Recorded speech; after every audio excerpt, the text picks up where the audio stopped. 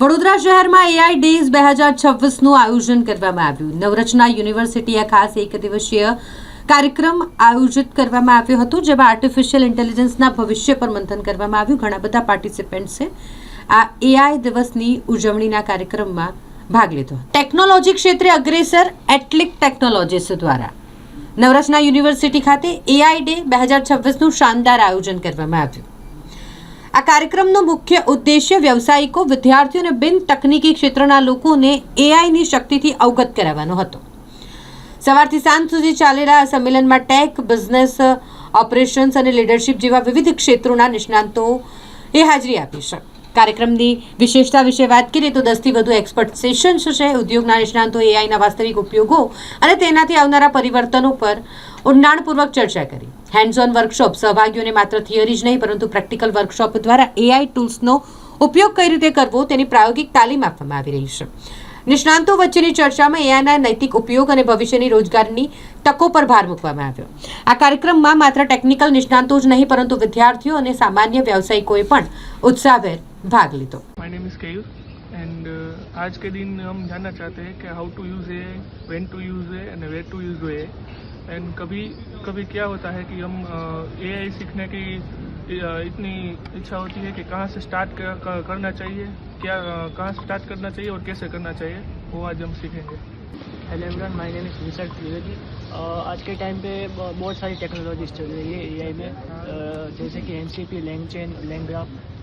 Students directly वो सीख लेते हैं, मगर फंडामेंटल्स क्लियर करने ज़रूरी होते हैं. तो फंडा में क्या क्लियर करना चाहिए वो थोड़ा सा गाइडेंस मिल जाए तो अच्छा रहेगा. આજે અમે નવરચના યુનિવર્સિટીના કેમ્પસમાં છે અને આજે એક દિવસની એઆઈ ઇવેન્ટ છે, એઆઈ ડે કરીને. અમારી કંપનીનું નામ એટલિક ટેકનોલોજીસ છે અને લગભગ 200 કરતાં વધારે પાર્ટિસિપન્ટ્સ આજે આ ઇવેન્ટમાં ભાગ લેશે. અત્યારે બધા એઆઈ કરી રહ્યા છે કે એઆઈ આ જોબ ખાઈ જશે, એઆઈ આ જોબ ખાઈ જશે. તો આપણે એઆઈ જોબ ખાઈ જશે એ વિચાર્યા કરતાં આપણે એઆઈની સાથે કઈ રીતે કોલેબોરેટ કરી શકીએ, બેઝિકલી એના માટેની આજની ઇવેન્ટ છે.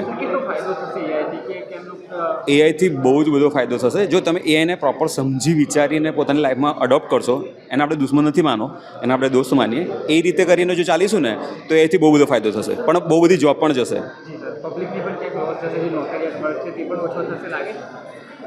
નોકરિયાત વર્ગ જો એક વસ્તુ છે, કોવિડ આવ્યો ને ત્યારે એવું લાગતું હતું કે કોવિડમાં દુનિયા પતી જશે, પણ ના પતી, રાઈટ. તો એમ એઆઈનાથી બહુ બધી તકલીફ થશે, પણ મને લાગે છે કે માણસ કંઈક ને કંઈક નવા રસ્તા શોધી લેશે. પણ જોબ કરતાં વધારે મને એવું લાગે છે કે આવનારા સમયમાં સ્ટાર્ટઅપનું કલ્ચર વધશે. એઆઈના ગેરફાયદા એટલા બધા છે કે આજે એઆઈના મદદથી પેલા ડીપ ફેક વિડીયોઝ બને છે, એટલે સ્કેમ વધશે. એટલે દરેક માણસે એટલું સતર્ક રહેવું પડે કે આપણને ખબર પડવી જોઈએ કે આમાંથી સાચું શું છે અને ખોટું શું છે. કાર્યક્રમ એ સંદેશ આપી રહ્યો છે કે ટેકનોલોજી જેટલી ચેન્જ થાય તો માણસે એટલું ચેન્જ થવું પડશે. આપણે હજુ બી જો જૂનવાણી વિચારધારામાં રહીએ કે ના એઆઈનો વાંધો નહીં, તો એ વિચારધારામાં નહીં ચાલે. એટલે આપણે જેટલું એઆઈ સ્પીડમાં ડેવલપ થઈ રહ્યું છે ને એટલું માણસે ડેવલપ થવું પડશે.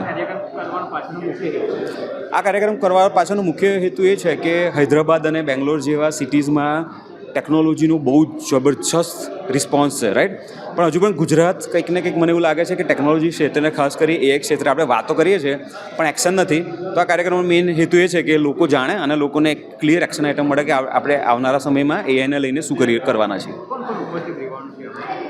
આજે ધવલ પટેલ કરીને યુટ્યુબર છે, એ ગુજરાતના છે અને 15 લાખ કરતાં વધારે એમના સબસ્ક્રાઈબર છે. કોડ બેઝિક્સ કરીને ચેનલ છે અને એ સિવાય અલગ અલગ જગ્યાના એઆઈ એક્સપર્ટ્સ આવવાના છે. એ તમને એટલિક.com વેબસાઇટ પર તમે જશો તો તમને કેટલા સ્પીકર છે એ બધી માહિતી ત્યાં તમને મળી જશે. જી, એક મેઇન વર્કશોપ એ છે કે ક્લાઉડ કરીને એક ટેકનોલોજી છે જેની મદદથી તમે કોડિંગ કરી શકો. તો જો તમે પ્રોગ્રામર નથી તો તમે પણ કોડિંગ કરી શકો. એટલે એવા 2-3 વર્કશોપ રાખ્યા છે જેથી કરીને લોકોને હેન્ડ્સ ઓન એક્સપિરિયન્સ થાય. અત્યારે 10 વાગે ચાલુ થશે અને કાર્યક્રમ 4:30-5 વાગે પૂરો થશે. મારું નામ ભાવિન પટેલ અને હું ફાઉન્ડર છું એટલિક ટેકનોલોજીસ કંપનીનો.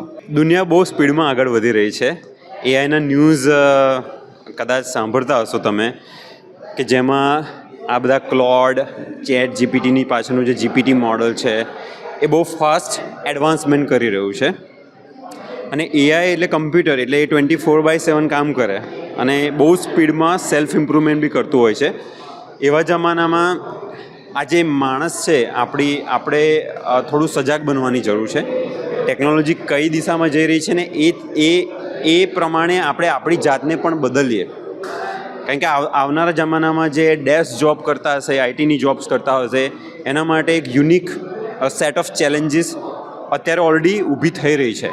તો એવા વ્યક્તિઓએ અત્યારે થોડું સજાગ થવું જોઈએ અને ટેકનોલોજી અને વર્લ્ડ જે દિશામાં જઈ રહ્યું છે એ પ્રમાણે પોતાના કરિયરને થોડું ટ્વીક કરવું જોઈએ as per the new demand of the technology in a present stage. એટલે બધાને એવું જ કહીશ કે હવે human values, soft skills, interpersonal skills આ બધાની ડિમાન્ડ વધવાની છે. એટલે જો તમે કોલેજ સ્ટુડન્ટ હો અથવા તો આઈટીમાં જોબ કરતા હોય અને આખો દિવસ કમ્પ્યુટર પર જ કામ કરતા હોય ને ખાલી ગીક જેવા અપ્રોચથી ખાલી કોડિંગ કે એટલું કર્યા કરશો ને તો the coming times are going to be very challenging to you. So you need to go out. તમારે તમારી કમ્યુનિકેશન સ્કિલથી માંડીને જે બીજી બધી સોફ્ટ સ્કિલ છે એ ઇમ્પ્રૂવ કરવાનો તાતી જરૂરિયાત છે. અને આજે અમે એઆઈ ડે છે એમાં આના વિશે જ ઘણી વાતો કરીશું. જોબમાં 100% ઇફેક્ટ પડવાની છે. તમે આખો દિવસ કમ્પ્યુટર બેસીને જો તમે જોબ કરતા હોય ને, કમ્પ્યુટર પર તમારી જોબ જો થતી હોય જેમ કે પ્રોગ્રામર, ડેટા એનાલિસ્ટ, પછી ડેટા એન્ટ્રી ઓપરેટર હોય, કસ્ટમર કેરમાં કોઈ કામ કરતું હોય, એ બધી જ જોબને સિગ્નિફિકન્ટ અફેક્ટ થવાની છે. કહેવાય છે કે મનુષ્યના દિમાગ કરતાં પણ વધારે AI કામ કરે છે. હા, એટલે તમે ચેટ જીપીટી યુઝ કરતા હશો તો તમે એવું લાગે કોઈ ડિજિટલ ગોડ આવી ગયું હોય કે તમે કોઈ પણ પ્રશ્ન પૂછો તો એની પાસે જવાબ હોય જ છે. એટલે એઆઈ ઓલરેડી બહુ પાવરફુલ થઈ ગયું છે, પણ મનુષ્યનું દિમાગ અમુક એરિયા જે છે એમાં વી કેન બીટ એઆઈ. કારણ કે જે ફિઝિકલ વર્લ્ડનું જે ઇન્ટરેક્શન છે, પછી હ્યુમન વેલ્યુઝ છે, કમ્પેશન, લવ, હાર્મની, આ બધા જે હ્યુમન એટ્રીબ્યુટ્સ છે એના બેઝિસ પર these are our strong areas. આના બેઝિસ પર આપણે એઆઈને બીટ કરી શકીશું અથવા તો એઆઈ સાથે હાર્મનીમાં રહીને કામ કરી શકીશું. મને બહુ આનંદ છે કે વડોદરામાં આવો કાર્યક્રમ થઈ ગયો છે. અમે હમણાં જ વાત કરતા હતા કે અમદાવાદની અંદર સ્ટાર્ટઅપ ઇકોસિસ્ટમથી માંડીને એઆઈનું અત્યારે બહુ જ ઇકોસિસ્ટમ સારી બની રહી છે. જ્યારે વડોદરામાં એ રીતની અવેરનેસ ઘણી ઓછી છે અત્યારે. એટલે આ પ્રોગ્રામ ચાલુ થઈ રહ્યો છે તો ઇટ શુડ ઇન્સ્પાયર અધર્સ કે બીજા લોકો પણ આવા ઇનિશિયેટિવમાં ભાગ લે, પાર્ટિસિપેટ કરે અને વડોદરાને પણ એક એઆઈ અવેર સિટી બનાવવામાં એમનું યોગદાન આપે.